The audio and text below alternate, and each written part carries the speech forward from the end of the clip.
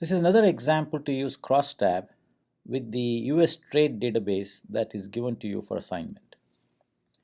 So you have, if you look at the trade information, you have export and import as coming as rows.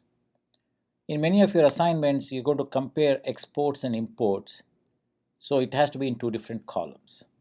So it's good to be able to use CrossTab. Likewise, you have year, and here you have 1992, 93, 94 as coming in rows. You may want to put them in columns where you have all the columns after years, 92, 93, and so on. So let's try to use CrossTab to do a simple query. We are looking at import and export for each country, say for the year 2007. So the question is trying to find the total import and export for each country for the year 2007. So let's go create a query. Create query design. I need the country name and the actual information about each country. So country name, year, trade type, and amount. So want for 2007,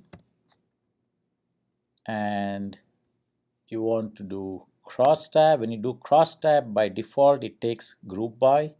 So group by name, for the year it is where, trade type import or export, and the amount you need sum.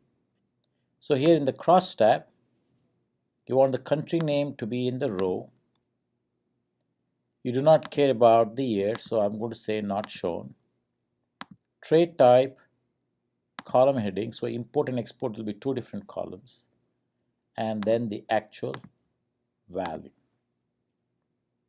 If you run this query, you now get import and export in two different columns. Likewise, you can do it for the year too. The only thing you have to recognize that there's only one value you can have. You cannot do import, export, and year to come in different columns. It won't work.